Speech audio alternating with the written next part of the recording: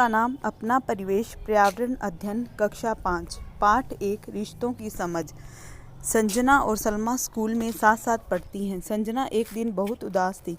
सलमा ने उससे पूछा, आज तुम इतनी उदास क्यों हो? संजना ने कहा, मेरी माँ की तबीयत खराब है। सलमा बोली, चिंता मत करो संजना, मध्यांतर में हम साथ बैठकर विस्तार से बात करेंगे। आंटी जी जल्दी ही ठीक हो जाएगी। मध्यांतर में सलमा, हाँ संजना बताओ, माँ को क्या हुआ है? संजना, माँ को कल से तेज़ बुखार आ रहा है। सलमा, डॉक्टर को दिखाया? संजना, हाँ डॉक्टर ने दवाई दी है। दादी जी व ताई जी माँ की देखभाल कर रही हैं। सलमा, फिर क्यों चिंता कर रही हो? तुम्हारे परिवार में तो सब लोग हैं। संजना, हाँ मेरा पूरा परिवार एक साथ रहता है। दादाजी, दादी जी, ताऊ जी, ताई जी, चाचा जी, चाची जी व उनके बच्चे हम साथ मिलकर रहते हैं। सलमा, तुम बिल्कुल चिंता मत करो, तुम्हारे घर में सब मिलकर माँ की अच्छी तरह से देखभाल कर रहे हैं। देखना वह 2-3 दिन में ठीक हो जाएंगी। मेरे घर पर केवल मेरी माँ, पिताजी और मेरी छोटी बहन है। आपने पिछली कक्षा में एकल परिवार व संयुक्त परिवार के बारे में समझा था। एकल परिवार जिसमें माता पिता व बच्चे साथ मिलकर रहते हैं वो एकल परिवार होता है। संयुक्त परिवार जिसमें माता पिता, दादा दादी, चाचा चाची व ताऊ जी, ताई जी और उनके बच्चे साथ मिलकर रहते हैं उसको संयुक्त परिवार कहते हैं। एकल परिवार में बच्चों के पालन पोषण के लिए केवल माता पिता ही होते हैं, जबकि संयुक्त परिवार में घर के सभी सदस्य मिलकर एक दूसरे की सहायता करते हैं। परिवार का वंश वृक्ष। संजना ने अपने परिवार का वंश वृक्ष बनाया है। अंधाराम परदादाजी है, मोतीलाल दादाजी है, जगदीश पिताजी है, संजना स्वयं है, दापूबाई परनानी है, कमला नानी जी है, रीतू माताजी है, संजना स्वयं है। इस प्रकार जिस प्रकार संजना ने अपने परिवार का वंश वृक्ष बनाया है उसी प्रकार आप भी अपने परिवार का वंश वृक्ष बना सकते हैं। सलमा घर आकर पिताजी से पूछती है कि हमारे दादा दादी, चाचा चाची हमारे साथ क्यों नहीं रहते हैं? पिताजी, अपना परिवार इतना दूर शहर में क्यों रहता है? क्या हम अपने गांव में रहकर साथ साथ कार्य नहीं कर सकते हैं? आजकल व्यवसाय की तलाश में या उच्च शिक्षा पाने के लिए परिवार शहरों की ओर पलायन करने लगे हैं।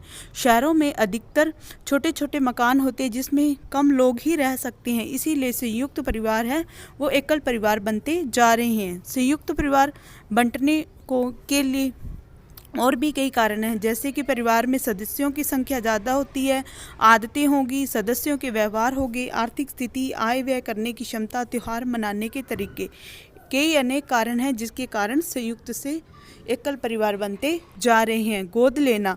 एक बार बरसात के दिनों में संजना एवं सलमा विद्यालय से पिकनिक मनाने दूर बगीचे में गए। बगीचे में अन्य साथियों के साथ खेल कूद व खाने पीने का आनंद लिया। बगीचे में बैठकर खाना खाते हुए कक्षा के ही मोहन ने योगी से पूछा, तुम अपने साथ किसको लेकर आए हो? योगी, यह मेरी छोटी बहन है। मोहन, यह पहले तो कभी तुम्हारे साथ दिखाई नहीं दी, आज अचानक कहाँ से आ गई? योगी, यह हमारे घर में नई आई है, इसे मेरी माताजी व पिताजी ने गोद लिया है। जैसे मैं अपने माता पिता का लड़का हूँ वैसे ही यह भी मेरे माता पिता की लड़की है। इस प्रकार ये मेरी बहन है। यह मुझे बहुत अच्छी लगती है, मेरे साथ घूमती है और मेरी नकल करती है। किसी रिश्तेदार या अन्य के बच्चे को कानूनी संरक्षण प्रदान करना गोद लेना कहलाता है। संजना और उसकी बहन पिंकी अपनी माँ के साथ मामा जी की शादी में गई। वहाँ उसकी मौसी जी भी आई। उसकी गोद में एक छोटी सी बिटिया थी। माँ देखो ये कितनी सुंदर है। अरे देखो देखो, इसकी नाक तो नानी जैसी है, आंखें इसकी चाची जैसी हैं और गोरा रंग दादाजी जैसा है और इसके भाई के चेहरे का रंग तो हल्का सांवरा है। संजना ने अपनी माँ से पूछा, माँ मेरी कक्षा में अंजलि बाएं हाथ से लिखती है लेकिन उसकी लिखावट बहुत सुंदर है और इसके लिए उसे इनाम भी दिया गया है। मैंने उससे पूछा कि तुम दाएं हाथ से क्यों नहीं लिखती हो? हम सब तो दाएं से लिखते हैं। उसने कहा कि मैं सभी कार्य बाएं हाथ से ही करती हूँ। मैंने दाएं हाथ से लिखने का प्रयास किया था पर लिख नहीं पाती हूँ। बच्चों के लक्षण अपने माता पिता, दादा दादी, नाना नानी के लक्षणों से मिलते हैं। इन लक्षणों को आनुवंशिक लक्षण कहते हैं। यह वंशानुगत वंशानुगमन अर्थात पीढ़ी दर पीढ़ी लक्षणों का गमन कहलाता है। लक्षण है वो एक पीढ़ी से दूसरी पीढ़ी में जाते हैं। बच्चों में कुछ लक्षण आसपास के वातावरण से भी प्राप्त होते हैं जो वंशानुगत नहीं होते हैं।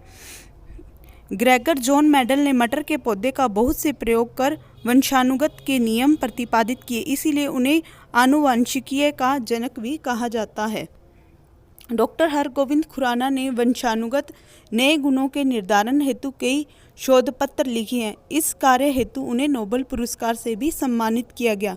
पिंकी ने यह तो समझा कि हम अपने माता पिता या घर के अन्य सदस्यों जैसे होते हैं, लेकिन वह यह भी जानना चाहती है कि क्या ये गुण जानवरों में भी होते हैं। वास्तव में प्रत्येक जीव में उसके माता पिता व या पूर्वजों के गुण होते हैं, लेकिन वे कुछ गुणों में भिन्न होते हैं। यहाँ तक कि जुड़वा बच्चों में भी कुछ गुणों में एक दूसरे से भिन्न होते हैं।